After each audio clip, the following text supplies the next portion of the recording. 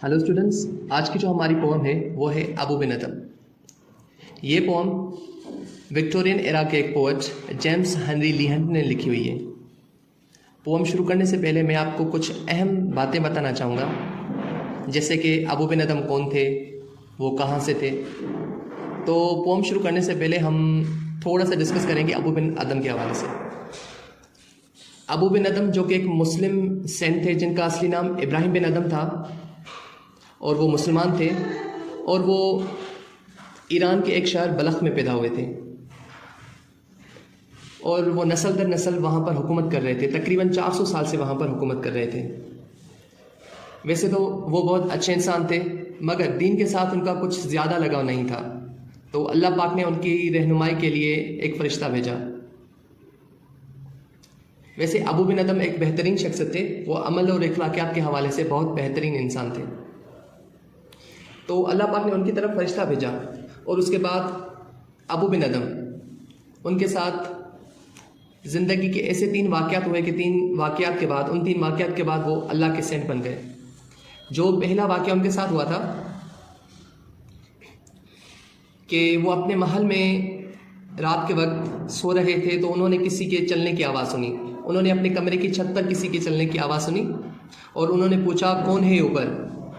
तो उनको जवाब में आवाज़ आई, मैं मुसाफिर हूँ और मेरा ऊँट खो गया है, मैं अपना ऊँट तलाश कर रहा हूँ।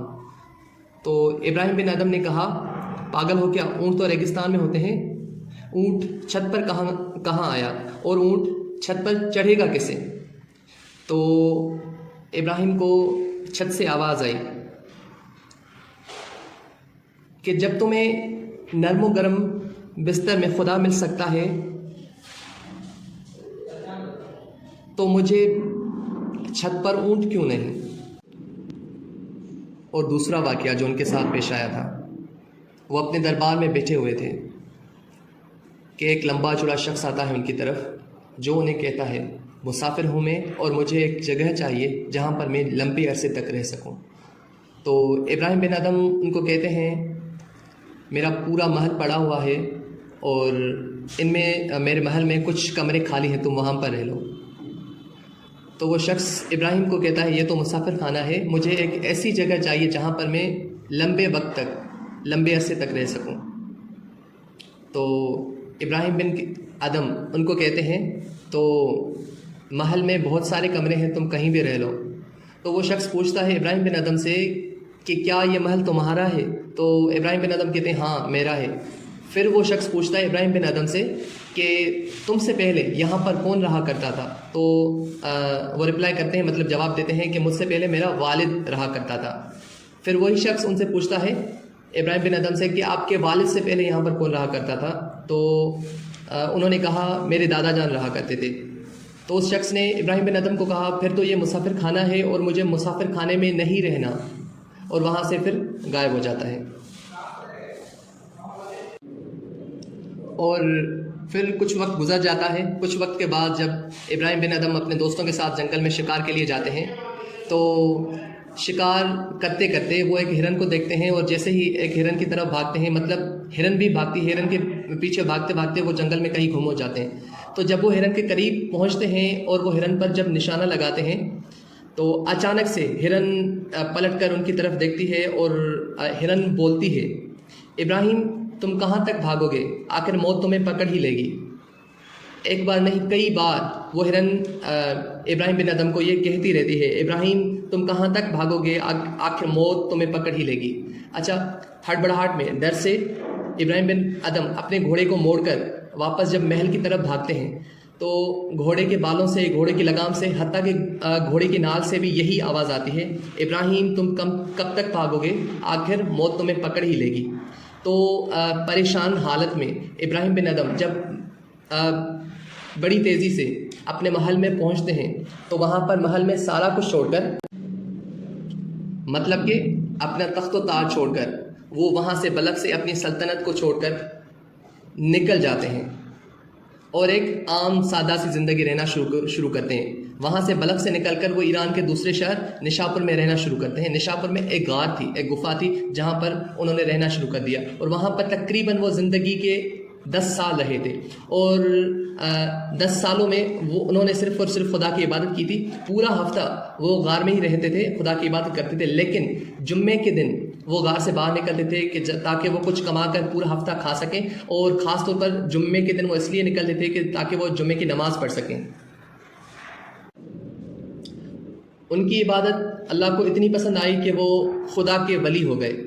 اور پھر جب لوگوں کو پتہ چلا کہ ایک خدا کا ولی، ایک خدا کا بزرگ، ایک سینٹ رہ رہا ہے کسی غار میں، تو لوگوں کا ان کی طرف آنا جانا ہوا، اور لوگ ان کی طرف آتے رہتے تھے. اور ان کی غار میں ایک مطلب خوشگوار پھولوں جیسی دل کو پسند آنے والی خوشبو ہو گئی تھی، کیونکہ وہاں پر اللہ کا ولی ابراہیم بن ادم 10 سال سے رہ رہا تھا. تو ان کو لوگوں کا کچھ آنا جانا پسند نہیں آ رہا تھا، کیونکہ وہ اللہ کے ولی تھے، اللہ کے بزرگ تھے. تو اللہ کے بزرگوں کو یہ زیادہ مطلب چیزیں اچھی نہیں لگتی کہ وہ لوگوں سے زیادہ رابطے میں آئے، کیونکہ وہ اپنی پوری کی پوری زندگی خدا کو ڈیووٹ کر دیتے ہیں.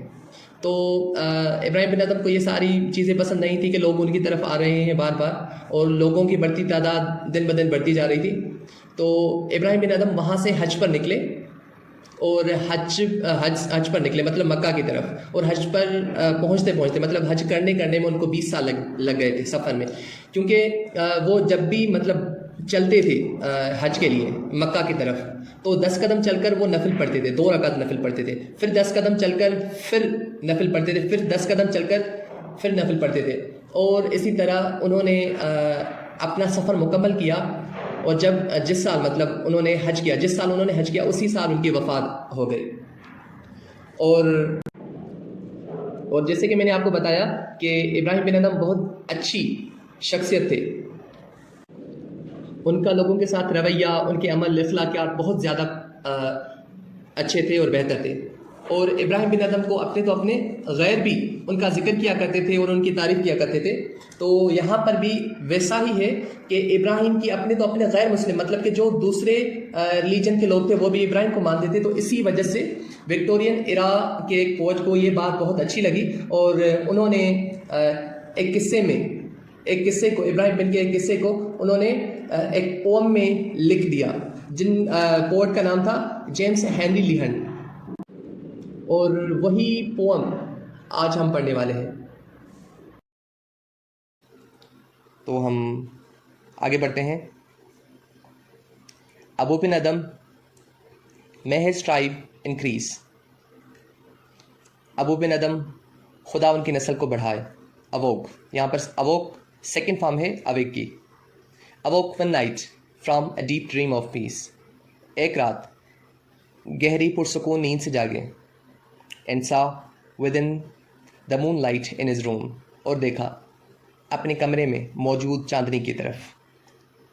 Making it rich and like a lily in bloom, جو کمرے کو ایسے منور کر رہی تھی جیسے للی کا پھول کھل گیا ہو. للی کے پھول سے مراد ہے ایک عمدہ پھول جس سے تازہ اور تیز خوشبو آ رہی ہو. An angel writing in a book of gold, ایک فرشتہ جو ایک سنہری کتاب میں کچھ لکھ رہا تھا. ایکسیڈن مطلب بڑھتی ہوئی. ایکسیڈن پیس ہیڈ میڈ بن ادم بولڈ، بڑھتی ہوئی خاموشی نے ابو بن ادم کو بہادر بنا دیا تھا. And the presence in the room he said, اور کمرے میں موجود فرشتے سے انہوں نے کہا واٹ رائٹسٹ دو مطلب یو، آپ کیا لکھ رہے ہیں. دا ویژن مطلب سایہ، روشنی. یہاں پر ویژن سے مراد ہے فرشتہ. The vision raised its head, فرشتے نے اپنا سر اوپر اٹھایا.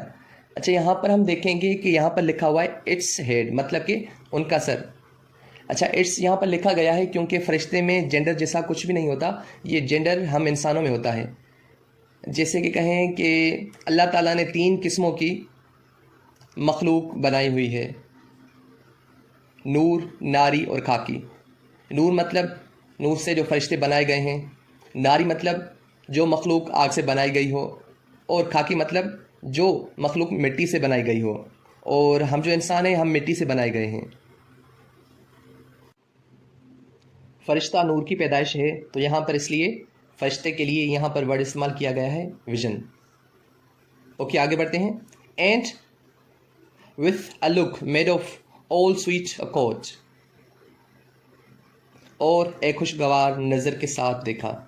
answered، جواب دیا. the name of those who loved the Lord، ان کے نام لکھ رہا ہوں جو خدا سے محبت کرتے ہیں. and is mine one، ابو نے پوچھا کیا میرا نام بھی اس کتاب میں ہے؟ said، ابو نے پوچھا. nay not so، نہیں، مطلب نہیں تمہارا نام نہیں ہے. replied the angel، فرشتے نے جواب دیا. ابو spoke more low، ابو مزید دھیمے لہجے میں بولا. but cheerily still، لیکن اب بھی وہ خوش تھے. and said، I pray thee then، اور کہا میں آپ سے التجا کرتا ہوں پھر. write me as one that loves his fellow man، میرا نام ان میں لکھیں جو خدا کے بندوں سے محبت کرتے ہیں. the angel wrote and vanished the next night، فرشتے نے لکھا اور غائب ہو گیا. اگلی رات. it came again with great waking light، waking مطلب کہ تیز چمکتی ہوئی، great waking مطلب تیز چمکتی ہوئی یا زیادہ چمکدار، light مطلب روشنی. it came again with great waking light، وہ دوبارہ آیا بہت زیادہ بیدار کر دینے والی روشنی کے ساتھ، مطلب کہ وہ زیادہ نور کے ساتھ آیا. and showed the names whom love of God had blessed، ان کے نام دکھائے جنہیں خدا کی محبت سے نوازا گیا تھا. and lo، اور دیکھو، بن ادم's name led all the rest، led led led ہے سیکنڈ فارم، لیڈ کی lead، لیڈ کی سیکنڈ فارم ہے led. اور دیکھو ابو بن ادم کا نام ان میں سب سے اوپر تھا، مطلب کہ اس کتاب میں ان بندوں کے نام جن کو خدا کی محبت سے نوازا گیا ہو یا نوازا گیا تھا، ان میں سب سے اوپر سب سے پہلا نام ابو بن ادم کا تھا. اور اب ہم پوم کی اگر تھیم دیکھیں یا پھر دیکھیں کہ پوم کا اصل میں میسج کیا ہے، تو ہم آسان الفاظوں میں کہہ سکتے ہیں کہ love of human kind is love of God. خدا ان کو پسند کرتا ہے جو کہ صرف خدا کو نہیں بلکہ خدا کے ماننے والوں کو بھی، مطلب کہ لوگوں کو بھی پسند کرتے ہوں، لوگوں کی عزت کرتے ہوں اور اخلاقیات کے حوالے سے، عمل کے حوالے سے بہتر ہوں. مطلب کہ کیسے غریبوں کی مدد کرنا، لوگوں سے اچھا برتاؤ کرنا، دوسروں کی مدد کرنا. اچھا خدا کو تو ہر کوئی پسند کرتا ہے، اہمیت تو اس بات کی تب ہوگی نا کہ خدا بھی ان کو پسند کرتا ہو، خدا بھی لوگوں کو پسند کرتا ہو، اور خدا ان لوگوں کو پسند کرتا ہے جو کہ خدا کے بندوں کو پسند کرتے ہیں، خدا کے بندوں کے ساتھ اچھا برتاؤ کرتے ہیں اور خدا کے بندوں کے ساتھ اچھا چلتے ہیں. اور یہاں پر ہم نے دیکھا کہ پہلے فرشتہ جو کتاب میں کچھ لکھ رہا تھا تو اس نے ابراہیم کا نام وہاں پر نہیں لکھا تھا، لیکن جب ابراہیم نے فرشتے کو کہا کہ بھلا میرا نام ان میں لکھ دیں جو خدا سے نہیں، بھلا تو جو خدا کے بندوں سے محبت کرتے ہیں ان میں میرا نام لکھ دیں، اور خدا کو یہ بات اچھی لگی اور خدا نے اس کتاب میں ابراہیم کا نام سب سے پہلے لکھا. کہ مطلب کہ یہاں پر جو چیز ظاہر ہوئی کہ خدا ان کو پسند کرتا ہے جو خدا کے بندوں کو پسند کرتے ہیں. مطلب کہ again I repeat, love of human kind is love of God.